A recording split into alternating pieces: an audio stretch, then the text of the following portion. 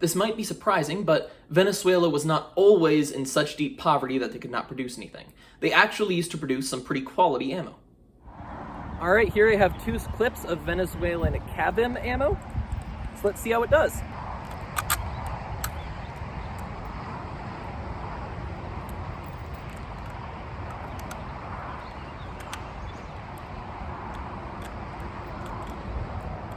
Stripper clip's not one to work with me.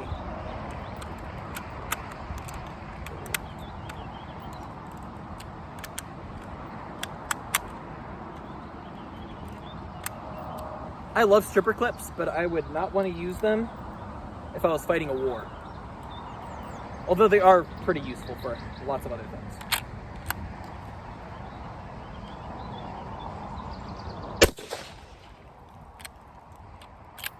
$27.78.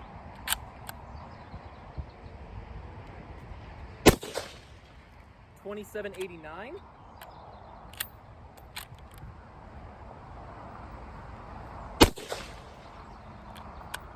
$27.75.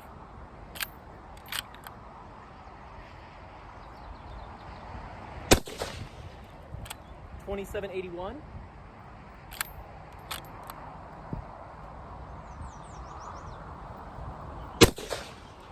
$27.97.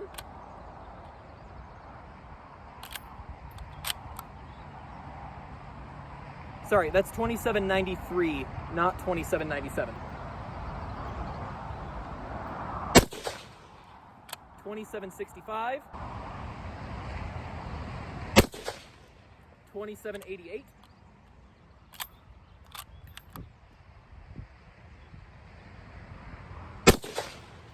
$28.12.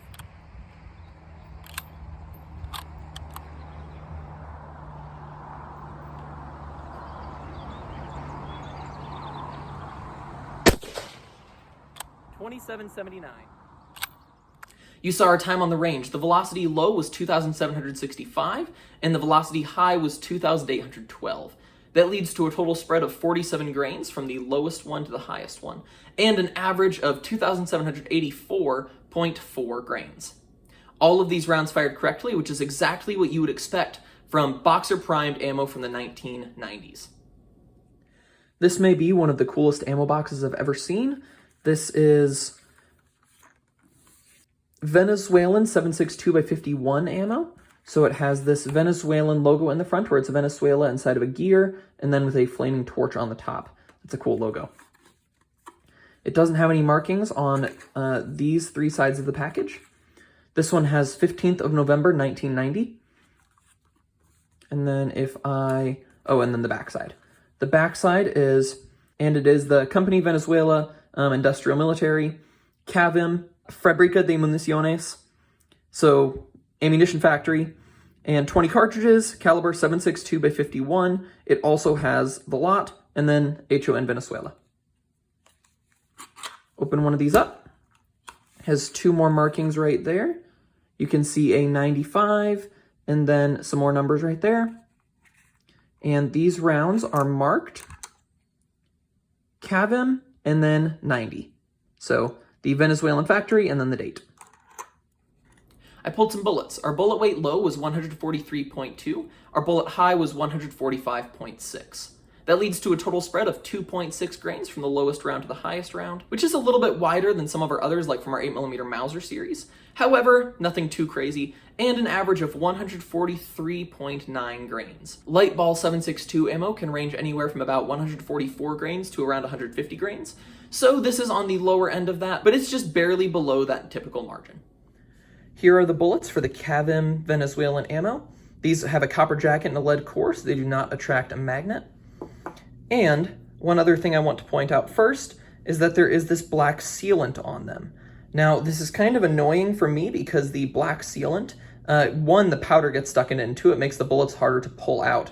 But the good news for you is it also helps keep out the elements. So you can see it goes all the way around where the bullet would be, and that helps seal the powder inside and seal water and other types of things out. These do have a boat tail, although it is not as severe as some other boat tails, and the crimping on it is just a normal groove. Our powders ranged anywhere from 44.2 grains to 44.6 grains, which leads to a total spread of 0.4 grains from the lowest to the highest. This is actually a pretty tight group, and an average of 44.4 grains. You can see that the powder is these little spherical balls. This is the most annoying kind of powder for me because they get everywhere and it is really easy to lose. That being said, I try very, very hard to maintain all of the powder I can when I measure it to keep as consistent and accurate a measurement as possible. An advantage of this ammo is that it is Boxer primed, meaning that if you live in the United States like me, it will be fairly easy to reload, as most reloading equipment and components in the United States are set up for Boxer primers. Being that this ammo is made in the 1990s and that it is Boxer primed, it is my guess that this ammo is not going to be corrosive. However, you should always take that at your own risk. I haven't actually tested this ammo to see if it is corrosive yet. It is pretty non-typical that Boxer primed ammo will be corrosive, and it is pretty typical that ammo produced that late will be corrosive. So given those two things, personally, I would expect that this ammo is not corrosive, but still treat it at your own risk until I can do some further testing on it.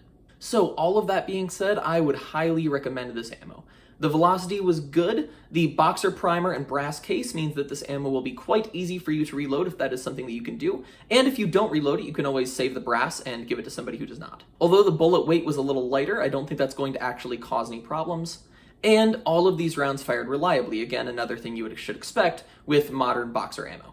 So I hope this gave you enough information to decide if this ammo was for you. As for me, if I find this ammo at a good price point, I will definitely be picking some up. It really helps my channel out a lot if you leave a comment, like, and subscribe, because those types of things tell YouTube that people care about my content. As for me, I fired Venezuelan ammo from 1990 and I lived on. Which proves it's hard to get the best of a man named John. John.